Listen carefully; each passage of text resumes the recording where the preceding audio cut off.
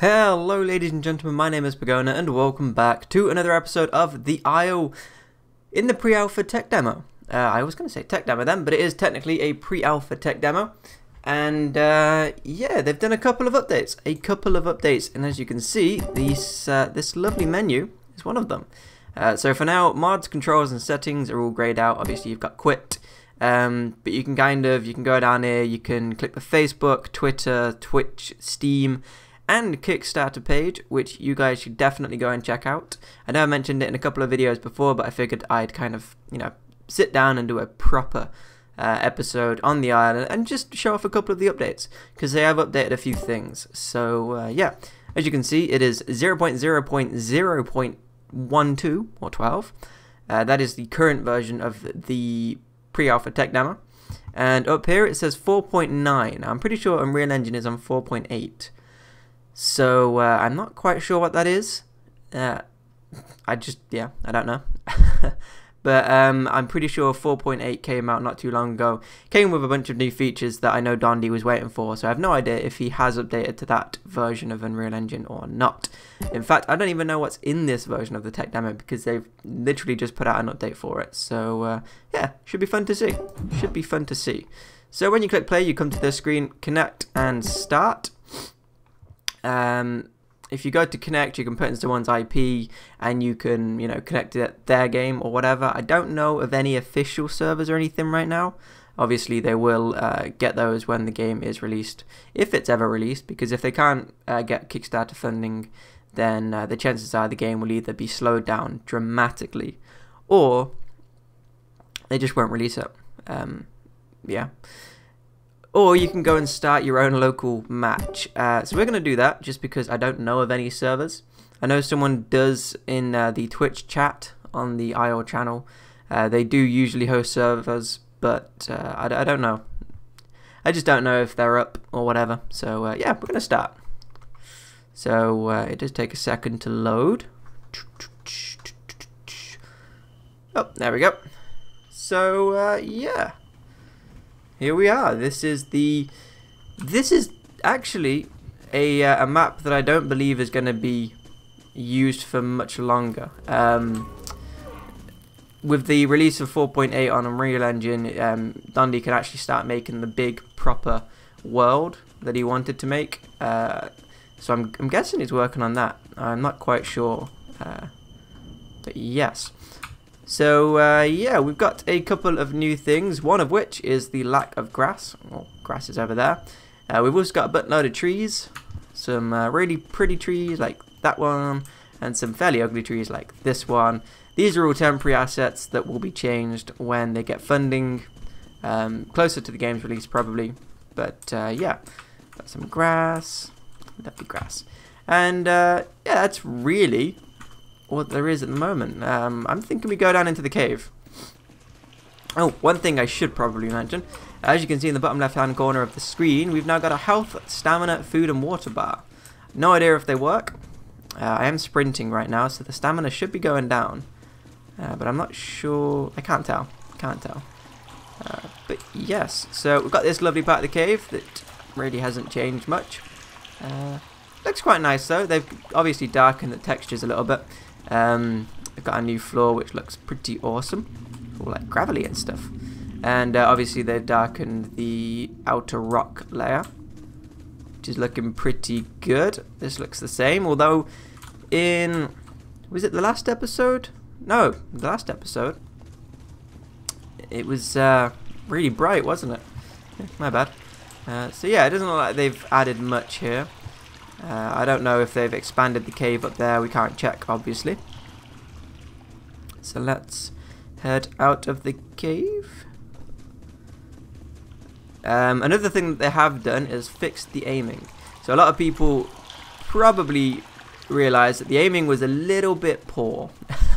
When you kind of aimed with your iron sights on your weapon, or actually no, was it iron sights? I have no idea. When you aimed with your weapon, it was very shaky, difficult to hit anything really, and obviously, well, not obviously, I don't know if you guys know about it or not, but the gun was actually, I guess, badly calibrated. That's like the best way I can put it. It didn't line up properly, so either way, whether you hit your like aiming dead on, you probably would have missed because the bullet wouldn't go in that direction. So yeah, little bugs. They have fixed that now, so obviously doesn't really do anything now. It just kind of stays still. They've added some ground effects, and if we fire, it looks like it goes in a fairly straight line. I don't think it leaves bullet marks just yet. No. So we can't really tell. But yeah, pretty sure it goes in a straight line. So let's change to a Gallimimus so we can run a bit quicker. Do. I love this guy. Animations are perfect. So obviously we've got the ancient ruins with the T-Rex noise. That has not changed. Let's go around. I honestly don't think they've changed much of the map. I know they've expanded it a little bit down in this direction. I can't remember what it was like last episode. I'm definitely sure that they've expanded it since then. I know I waited a little bit for them to do a little bit more work on the island before I released the very first episode. So yeah, might be wrong. So, oh yeah, stamina works. Bang! Look at that. I'm guessing health works because they've already got that set up, haven't they? You can kill Gallimimus, you can kill T-Rexes and stuff. That was in the first episode. You know, we shot those little standing still Gallimimus, whatever they're called. Food and water I don't think works yet, just because it's not really been implemented. So yeah, let's do a bit more running. Do. So that was a little cave. What's over in this direction? Looks like a... Oh, we can't go in that direction. Okay. Hello? So over in this direction, I think you've got that swamp, the very noisy swamp. Yeah. Okay, so, ooh, there we go. Shadows aren't as black as they were before, which is nice to see. Got the noisy swamp. Ah, so loud. So loud. And we've got a very hidden cave entrance here. Kind of hidden. It's not that hidden, really. So yeah, we've got a very basic kind of cave way here. Got some nice twigs sticking out the ground. I'm guessing that leads off from the swamp. Anything else? No, I think that's it really. As I said, in terms of the public demo, I know they have done a lot of work behind the scenes, but in terms of the public demo, they haven't really added much other than obviously the Ostroraptor, which I believe, I don't know if it's in this version, I believe they've changed the height of it to be more relative to real life, which is pretty cool. It's now just a little bit taller than a human. Does it look it? Let's just, what's it? Is it 4? Yeah, there you go. A little bit taller than the human. Let's swap back. Oh, things are happening. I broke the game. Guys, oh, there we go. So yeah, they've obviously changed a couple of things just to make it a little bit more realistic for those of you who care about that stuff.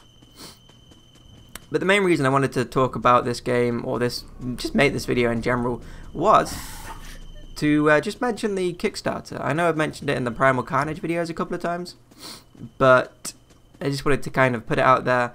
They do need money. I'm not really affiliated with the game in any sense. I want this game to happen, so I am just kind of advertising it for free, whatever.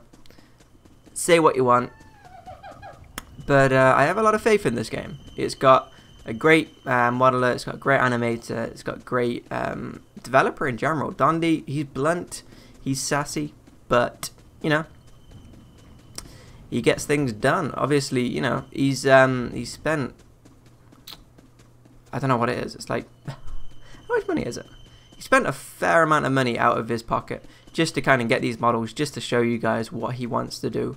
And, I mean, you know, I think he spent the money well. I mean, these models are great. Animator is great. I mean, you know, these animations, I don't know if they're going to be the final animations in the end game, but in terms of quality for something that was kind of done in a day or two is just phenomenal. So yeah, go and check out the Kickstarter. They've got 20, probably 19 days to go when you guys watch this video. So 19 days to go. They've made about $4,500 to $5,000 out of the $50,000 that they need to actually make the game. Any more than that is kind of a bonus, and they can get this game done even quicker. So yeah, just go ahead, go and donate. $15 will get you the game. Any more than that will get you like 2 copies of the game, 3 copies, whatever. And obviously, for those of you who are feeling very generous, or can be very generous, there's obviously a lot more, what's the word? A lot more rewards for you. Obviously, you get a lot of copies of the game, you get a buttload of things. For those of you that do have $2,500 on hand, they will overhaul a model just for you. That can be anything you want, really. They could turn a T-Rex into Jurassic Park T-Rex. They could turn a T-Rex into Barney for all they care. It is, you know, your decision.